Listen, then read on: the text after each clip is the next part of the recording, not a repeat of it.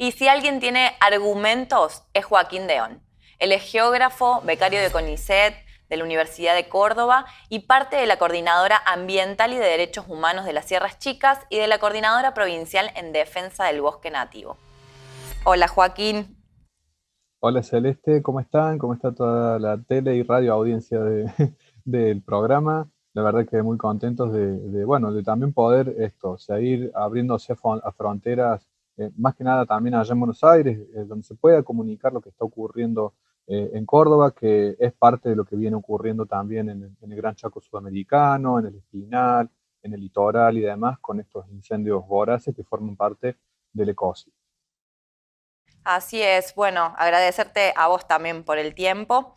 Sabemos que has estudiado un montón sobre este tema, pero que también estás siendo parte de quienes combaten el avance del fuego. Contanos cuál es la situación actual.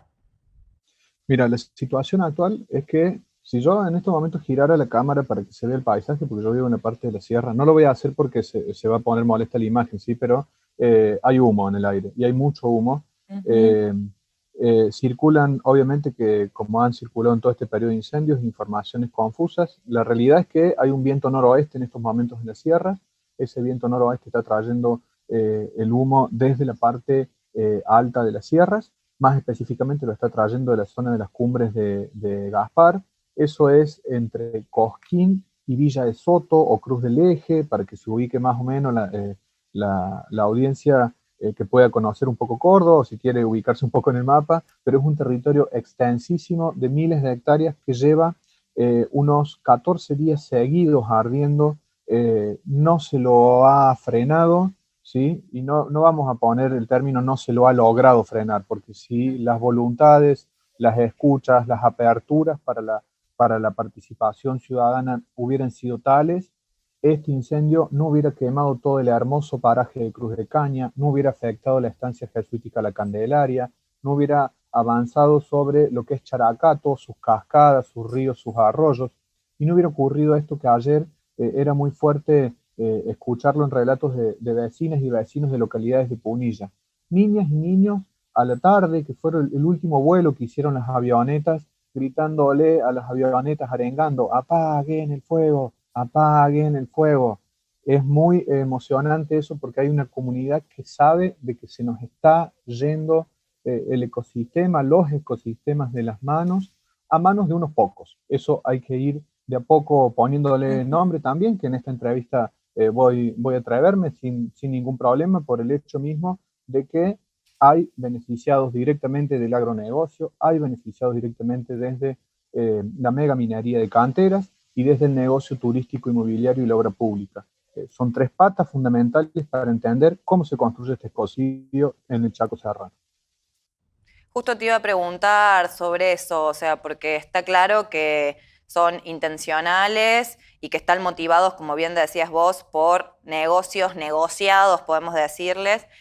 ¿Cuáles son los que se desarrollan principalmente en la provincia, para que nos puedas contar? Y después, sí, te escuché en otras entrevistas y creo que sería bueno si lo podés explicar para que todas quienes nos están viendo hoy conozcan. Sobre los intereses que hay para el cambio del uso de la tierra, a pesar de la ley que lo restringe, por ejemplo, en zonas rojas y amarillas, como vos decías. Sí, básicamente es central que comprendamos de que siendo intencionales los fuegos que se activan en la provincia, no quiere decir que la intencionalidad en el inicio de ese fuego esté puesta siempre en la necesidad de un cambio en el uso de la tierra. Obviamente, como vos bien lo estás diciendo y como lo dicen los marcos legales vigentes, la ley provincial 9814 en el caso de la provincia de Córdoba, la ley nacional 26331 en lo que es al ámbito nacional y la ley, no recuerdo el número, pero es la ley del Sistema Federal de Manejo del Fuego, Ujú. restringen el cambio de uso del suelo después de los incendios y obligan a la remediación. Hasta ahí, perfecto, la ley lo dice, pero no se cumple y a ley no cumplida, desastre ocasionado y que beneficia a unos pocos. Nosotros siempre decimos papel mojado, en este caso papel quemado. Papel quemado, tal cual. Lo importantísimo también entender es que lo que prima en el inicio de la gran mayoría de los focos es una idea de limpieza, ¿sí? Es una idea de limpieza muy fuerte donde se utiliza el término dejar limpio el lote, dejar limpio el campo, a los fines de quitar lo que es la cobertura del Chaco Serrano, lo que es la cobertura de ese monte que quien conozca Córdoba, en lo tradicional, es un monte que es espinoso porque es una zona semiárida. Básicamente los incendios siempre suelen ocasionarse en el periodo que está comprendido entre los meses de fines de marzo y principios del mes de noviembre. ¿Sí? ¿Por qué? Porque es el periodo de la estación seca aquí en Córdoba, aunque suele haber algunas lluvias en el mes de junio, julio, principios de agosto y principios de septiembre. Pero esas lluvias no se han dado en estos últimos años.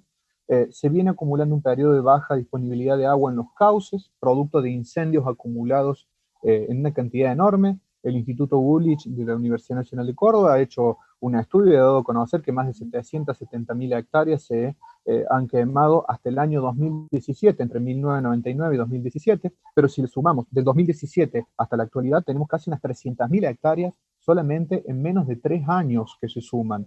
En estos incendios, ya el Instituto Nacional de Tecnología Agropecuaria ha contabilizado 191.000 hectáreas hasta el día de hoy. Hoy se dio a conocer ese informe con estudios satelitales. Se nos están yendo de mano estos negociados. ¿Y por qué usamos el término negociado? Porque se maneja durante el incendio el fuego para poder llevarlo a que incinere territorios que están bajo pedimentos de explotación megaminera metalífera, no metalífera, aclaro eso porque está prohibido en Córdoba la megaminería metalífera, megaminería de canteras, ¿sí? Que lo que busca es abastecer a la región pampeana de triturados graníticos y de harinas minerales con los fines de remineralización de los suelos agotadísimos por el agronegocio y sus monocultivos transgénicos. Así que se está parado sobre ese proceso de cocidio y el fuego, como lo dice el plan provincial, es manejado a discreción para que pueda quemar esos espacios donde se pretende la megaminería de canteras y donde se pretende también el negocio inmobiliario, turístico y de la obra pública. ¿Y cómo es este intento de cambio? ¿Cómo terminan haciendo en algunos lugares, como bien vos decías, lo del cambio del uso del suelo? Porque, como decíamos, la ley no lo permite o lo restringe. Tal cual. Pero existen determinadas vetas que se le buscan a los ámbitos legales y superposiciones legales que establecen las provincias para terminar facilitándolo. Lo concreto es que la provincia de Córdoba, aparte de la ley de ordenamiento territorial de bosques nativos, que tiene 2 artículos que son completamente regresivos, o sea, permiten el desmonte respecto a la ley nacional, que lo restringe en categorías amarillas y rojas. Aquí en Córdoba esos 2 artículos son cruciales. El artículo 14 establece que las obras públicas y de interés público permiten el cambio de categorización de bosques rojos o amarillos protegidos a bosques donde se pueden transformar los usos del suelo y se puede desmontar. Claramente ese es un artilugio que están utilizando después de los incendios desde hace varios años, la existencia de esta ley desde el año 2010, y hay sobrados casos, por ejemplo en Sierras Chicas y en Punilla, donde lo que se termina estableciendo es una donación de espacios de tierras en campos privados para hacer lagunas de retención, para hacer microembalses, para hacer calles o caminos de uso público, pero de manejo restringido, como por ejemplo el caso de los barrios cerrados que tienen esa lógica, ¿sí? Las calles son públicas, pero son de uso restringido. Y sobre esa base se utiliza el justificativo para pedir el cambio de categorización en la ley de bosque, el artículo 14. Y el otro que abre la veta a la minería es el artículo 37. El artículo 37 simplemente dice que se puede hacer minería en todas las zonas de categorización. O sea, el bosque se lo pasan por donde desean pasárselo, que son sus negociados, y básicamente terminan permitiendo desmontes alevosos y acaparamientos de tierras como el que se vive con empresas El Gran Ombú, Cantesur, Canteras Dumesní, entre otras grandes mineras de las sierras de Córdoba. Joaquín, ¿cómo evalúas la respuesta que ha dado? Me imagino, pero bueno, me parece importante que lo digas. ¿Cómo evalúas la respuesta que ha dado tanto el gobierno provincial como el nacional ante este ecocidio? Ha sido una respuesta que se ha demorado y muchísimo en todo lo que es la atención temprana. Hay que tener en cuenta que estamos en una situación de urgencia y hay medidas que se tienen que tomar en el ya. En ese ya, algunas de las medidas que se han estado tomando, a mi modo de ver, y habiendo estado semanas en el fuego directamente, colaborando con los bomberos, apoyando como brigadista y apagando y combatiendo el fuego junto con ellos, también con todos los cuidados que amerita y respeto a las instituciones que también vienen a cuidar a la ciudadanía, eh, ha ocurrido de que, por ejemplo, se han utilizado unos 560, 580 bomberos voluntarios y brigadistas que forman parte del Plan Provincial de Manejo del Fuego en los incendios de los primeros meses, los primeros 2 meses, que son los incendios que se dieron en el norte de Córdoba, Capilla del Monte, Chilín, Villa Albertina, etcétera, y los incendios de Sierras Chicas. El tema es que cuando se utilizan bomberos de una zona y se los lleva a resguardar otros territorios, porque ahí no hay tantos bomberos, se deja vacía esa otra zona y se activaron focos en estas zonas, como son la del área metropolitana, Calera, Río Ceballos, Villa Allende, Unquillo, focos enormes, iniciados por esta lógica de limpiar terrenos en la localidad de Cosquín, uno de los incendios, y el otro en Río Ceballos, en el límite con Unquillo, que requirieron que los bomberos tengan que volverse, estando una semana trabajando allá. En el medio yo ponía el ejemplo en estos días en otros medios, algo que ocurrió estando en el fuego trabajando con los bomberos, que es que les habían donado partidas enormes de energizante desde una empresa muy conocida que dona energizantes para estas situaciones y aprovecha la publicidad. Bueno, la cuestión es que los bomberos y las bomberas estuvieron trabajando, tomando esos energizantes todos los días, no durmieron por días enteros, empezaron con problemas en su sistema digestivo enormes. Algunos de ellos tuvieron que ser sacados de urgencia del fuego porque se habían desmayado ahí, se habían caído. Ha habido bomberos del cuartel de Unquillo con fisuras en la rótula por caerse en ese estado de permanecer despierto resistiendo el fuego en vez de que haya esto, recambio. ¿Sí? La Defensa Civil de Córdoba plantea que 5.000 bomberos voluntarios en la provincia y se usaron casi siempre los mismos bomberos. El Plan Nacional de Manejo del Fuego, el Sistema Federal de Manejo del Fuego, ofreció a todos los brigadistas de parques nacionales para que vengan a Córdoba. Se aceptaron anteayer recién la llegada de ellos y hace 3 meses que se está quemando todo. Solamente lo que vino de apoyo son los hidrantes. Vinieron 2 aviones hidrantes de Nación y después se agregaron otros helicópteros y un avión hidrante más desde otras provincias. Pero se está quemando la provincia prácticamente por todos lados y no se da abasto. Y la situación es desesperante y se terminan poniendo en riesgo también los bomberos. Así que es central entender eso y es central entender que los bomberos voluntarios vienen haciendo un trabajo inmenso porque se ha desfinanciado el Plan Provincial de Manejo del Fuego, se ha quitado la tasa de impuesto, era un impuesto que se pagaba con la factura de energía eléctrica de la provincia de Córdoba para fortalecer el trabajo de los bomberos y el equipamiento, y ahora tienen que hacer sus juntadas de dinero con locro, con pollo, con empanadas, con un montón de trabajo para comprarse el equipamiento en lugares y territorios donde los fuegos de interfaz entre lo urbano y lo rural son cada vez más comunes a manos del negociado de unos pocos. La última, Joaquín, y te dejamos por hoy, al menos por hoy.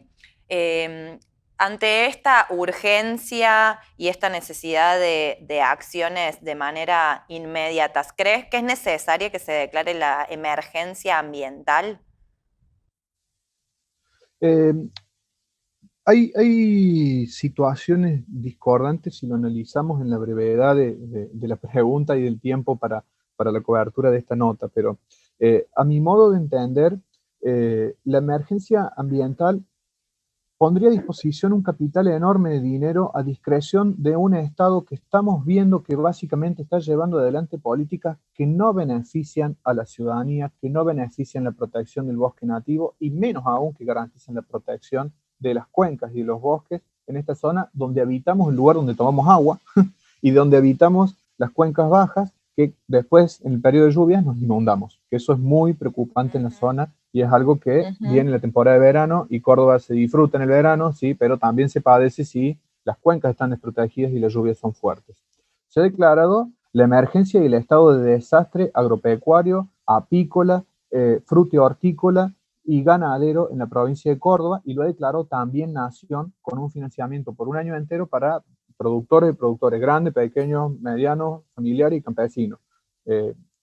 Hay que ver cómo se implementa eso, porque es muy complejo. En el medio es central esto.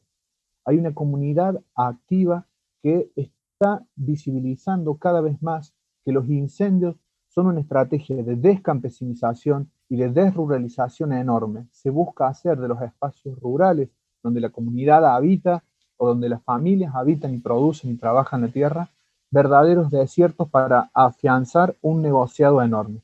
Llevar adelante la declaración de emergencia ambiental es disponer de un capital enorme que lo más seguro que vaya destinado a empresas como esta que voy a nombrar, que es Biofábrica, que ha recibido un capital enorme para la compra de unos 400.000 plantines de árboles, que muchos de ellos sabemos que no son nativos, que se producen en Misiones, una zona que tiene otras temperaturas, otro régimen de lluvias, otro ecosistema, para traerlos acá, que ya llegó la primera partida de 244.000 y los pagó el Estado provincial. Así que ante ese contexto, que en la brevedad lo presento así, lo podemos analizar en futuros programas y quizás con otras voces también, es central ver que hay un proceso de autonomización de las luchas locales, de asambleas socioambientales, de colectivos de lugareños y paisanos, de gauchadas enormes en las sierras, de gente que habita y que lleva prácticas en esos lugares, de asambleas de vecinos autoconvocados que han ayudado a juntar alimentos en cantidades enormes para las familias en estos primeros meses. Y también se han ido sumando la creación y la constitución de brigadas ambientales para garantizar un resguardo de esos bosques, donde ahora muchos de los que hacen los negocios privados están metiéndose con motocicletas, cuadriciclos, motocicletas de enduro y motocross, que está prohibido y son una de las herramientas que utilizan para cambiar el uso del suelo los grandes empresarios. Estamos parados sobre esa situación y la vigilancia ciudadana es central. El apoyo que están haciendo algunos espacios políticos partidarios, como la izquierda aquí en Córdoba, también está sumando mucho.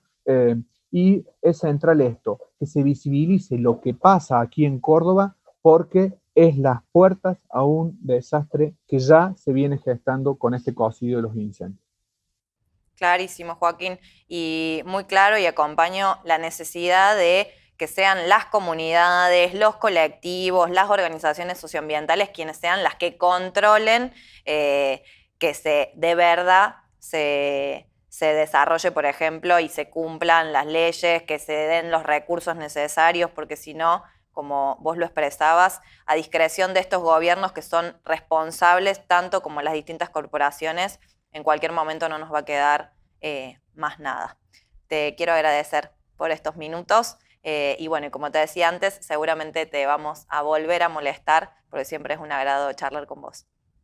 Muchas gracias a ustedes y gracias por visibilizar esto más allá de esta Córdoba que está dolida y trabajando mucho para recuperarse y frenar los fuegos, porque también están siguiendo estos días. Un abrazo gigante. Abrazo, Joaquín.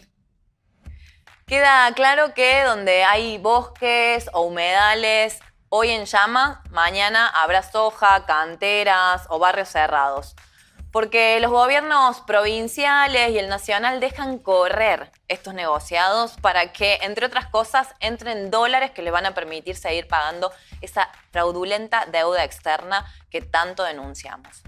Por eso es importante sacar y acompañar la ley de emergencia ambiental como propone nuestra compañera Luciana Echevarría en Córdoba, pero con la amplia participación y el control de colectivos y comunidades que se movilizan y organizan para defender el ambiente frente a este avance depredatorio. Además, es necesario el cumplimiento efectivo de la prohibición de cambio de uso del suelo en zonas incendiadas, como así también es muy importante impulsar la conformación de una comisión investigadora independiente para que los responsables de este ecocidio paguen, no solo con cárcel, sino que sus bienes sean embargados para solventar un plan de reforestación. Desde la Red Ecosocialista y el MST vamos a seguir luchando por estas medidas y por terminar con este capitalismo extractivista e ir a un sistema ecosocialista que priorice la vida y la participación colectiva, democrática, para cuidar nuestra única casa, porque no es una metáfora, no es un graffiti, no es un cartel, es una realidad. No hay planeta B.